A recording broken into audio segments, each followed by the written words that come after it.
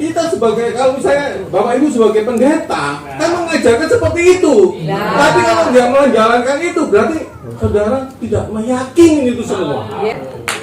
Ambil kalau memang itu misalnya gini, setahu saya ya, kita dapat perpuluhan dari jemaat 1 juta. Ya itu kan 10% ini kan harus diserahkan ke atas lagi. Ya, misalnya 1 juta ya ambil 100.000. Meskipun nanti 900.000 ini nanti nggak cukup. Ya sudah, harus yakin bahwa Tuhan itu bisa. Haleluya. Itu loh. Tapi kuncinya apa? Menurut saya loh ya, menabur. Jadi kalau Bapak Ibu punya sidang, duitnya nggak cukup untuk operasional, kalau itu memang mau perpuluhan, ya, tetap kamu Bapak Ibu harus berikan. Banyak hal yang saya temukan yang nggak masuk akal itu terjadi kalau kita betul-betul percaya dengan Tuhan.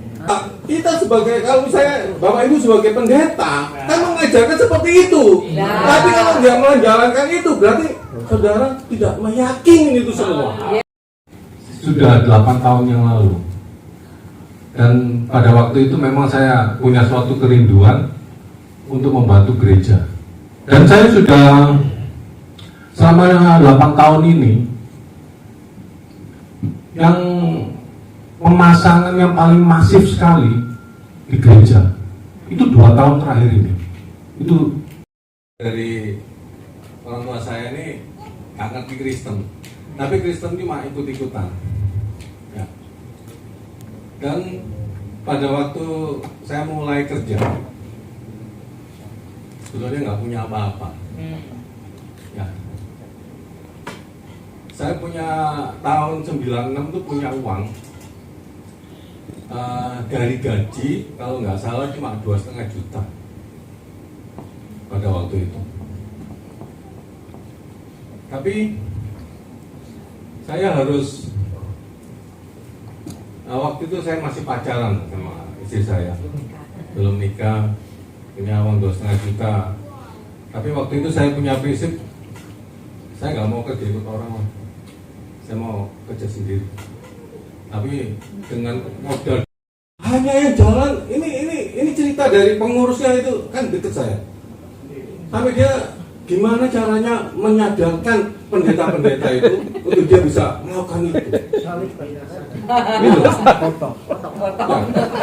Kadang-kadang kita kalau jadi pendeta itu kan mengajarkan bayar pukuluan untuk menabur, untuk mendapatkan berkat, kan begitu kan. Tapi kadang-kadang pada waktu itu terjadi pada dirinya sendiri, itu nggak terjadi, nggak melakukannya. Kadang-kadang pendeta itu bilang, aduh nggak cukup. Berarti artinya pendeta itu nggak punya iman. Ngomong pengusaha loh. Nggak punya iman. Terus terang aja, itu saya alami. Kalau saya bicara perpuluhan, itu saya alami. Karena saya bukan latar belakang orang Kristen, nggak ngerti nabur. Ya, saya sama istri saya pada waktu menikah berantem saya. Karena saya punya latar belakang yang berbeda. Ya, istri saya punya latar belakang dari keluarga Kristen, orang tuanya pelayanan. Ya, udah ngerti namanya perpuluhan. Saya nggak ngerti. Dan sedangkan pada waktu itu hidup saya susah. Lengkap lah. Itu loh. Buka usaha sendiri dengan modal 2,5 juta, setengah mati. Ya, sampai saya tuh bayar supplier itu susah. Tapi saya beruntung punya istri. Haleluya. Amin. Iya. Kenapa? Betul. Karena dia lakukan itu. Pernah suatu saat dia tanya sama saya, "Pak, mau ngasih perpuluhan berapa?" Saya marah. "Kamu tuh gimana sih? Besok Senin bayar orang nggak, duitnya nggak ada, masih kurang. Kok kamu ngomong bayar perpuluhan?" Saya bilang nggak usah. Nah, ternyata dia lakukan. Berapapun dia pergi cemplungi. Tapi mujizat terjadi. setiap saya butuh, saya dulu kalau buka giro itu setiap hari Senin. Begitu hari Senin, pertolongan selalu ada. Haleluya. Meskipun lewat hutang. Ya, jadi saya pada waktu itu kalau begitu kurang, saya telepon teman si A, si B. Tapi mereka tuh mudah sekali untuk memberikan hutang itu. Dan itu terjadi bukan sekali dua kali, berkali-kali. Ya, sampai suatu saat istri saya tanya lagi sama saya, Pak, mau kasih perpuluhan berapa? Ya. Tapi saya pada saat itu saya udah tahu ada mujizat. Tapi saya nggak berani ngambil keputusan. Saya katakan sama istri saya, wes terserah kamu dah. Wes yang penting kamu jangan ngomong sama saya aja. Ya ngomong begitu. Udah kamu jalanin aja. Itu. Dan memang kedewasaan itu tidak timbul langsung begitu aja. Jadi pengertian kedewasaan itu bukan artinya kita sudah tua terus dewasa, tidak. Kedewasaan menurut Tuhan itu adalah prosesnya panjang memang. Gitu. Dan itu butuh waktu. Dan itu butuh pembelajaran juga. Sampai pada suatu titik saya beribadah di gereja. Saya tanya sama istri saya, kamu ngasih perpuluhan berapa? Dia sebutin sekian. Terus saya nyeletuk sama istri saya, besok kamu kasih sekian ya. Istri saya kaget, nggak salah. Kalau nggak salah yang saya sebutkan itu nilainya 20 kali lipat kalau nggak salah. Ya. Karena pada waktu itu saya betul-betul tersentuh.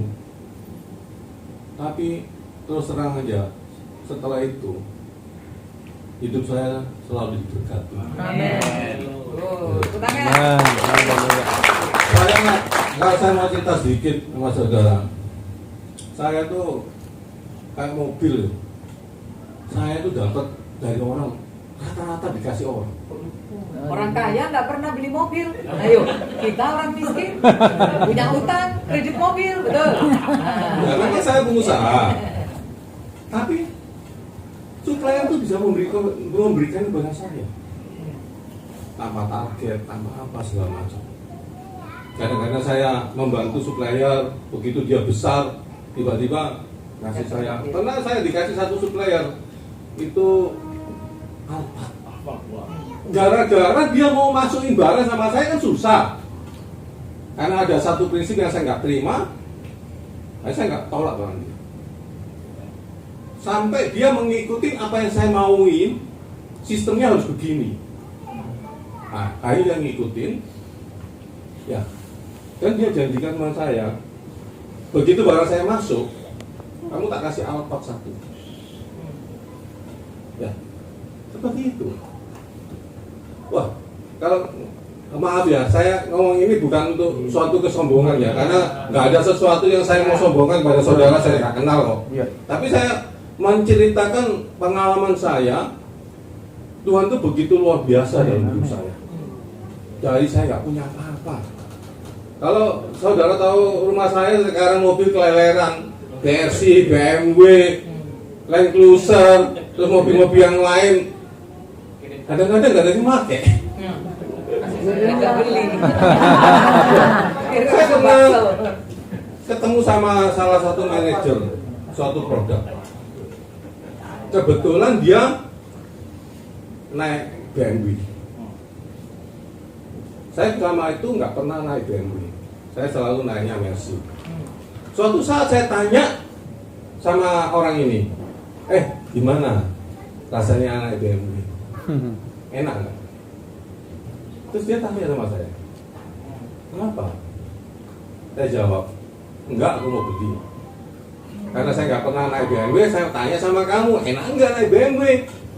Ya, apa yang terjadi? Kurang lebih 10 menit kemudian, dia ngomong sama saya, nanti saya belikan. Wih. Oh, iya. Padahal dia kelasnya manajer. Tapi saya tahu dia kelasnya manajer, tapi dia punya kuasa. Bosnya bisa kalah sama dia. Karena perusahaan itu sudah hampir bangkrut, begitu orang ini masuk, naiknya luar biasa. Jadi apa yang diomongkan orang ini harus diikuti. Kebetulan juga orang ini banyak saya bantu. Pada waktu dia ngelola jadi pimpinan, dia ketemu sama saya kasih ide banyak hal. Kamu harus lakukan ini, lakukan ini, lakukan ini. Dia lakukan dan itu berhasil. Wow. Ya, bukan hanya BMW, dia nyeletuk sama saya. Ya, nanti anak buahmu yang di Jogja, saya belikan mobil ini untuk dipakai operasional. Itu mobil Mercy CLS ya salah.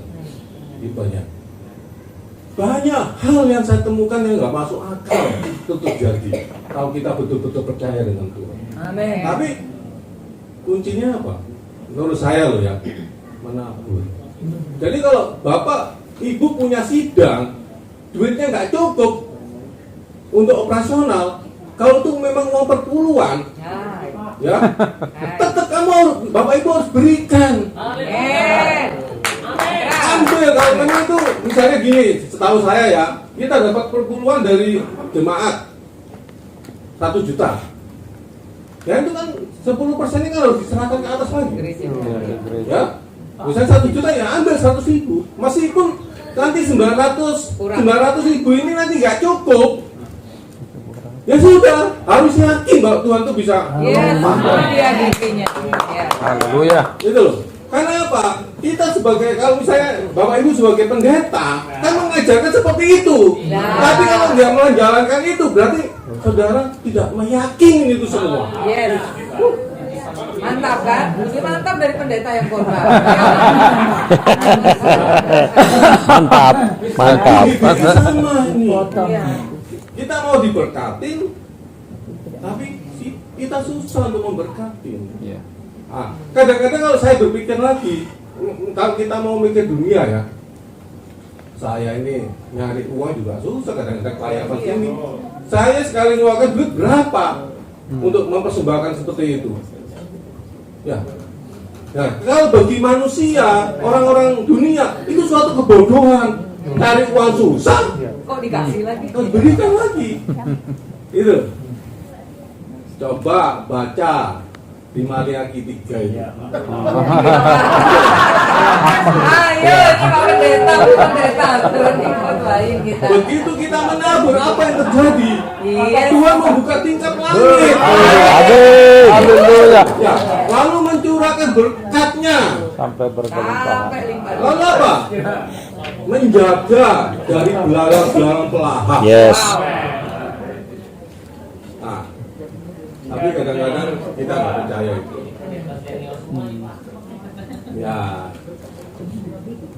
Ya, jadi terus terang aja,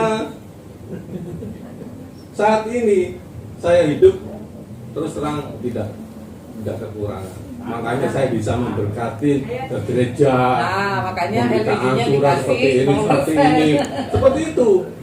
Loh, secara dunia, ya nggak ada orang di dunia ini berani memberikan angsuran tanpa bunga, ya tanpa jaminan. Nah, tanya sama Yeremia, saya minta jaminan nggak tahu? Iya. Nggak pernah.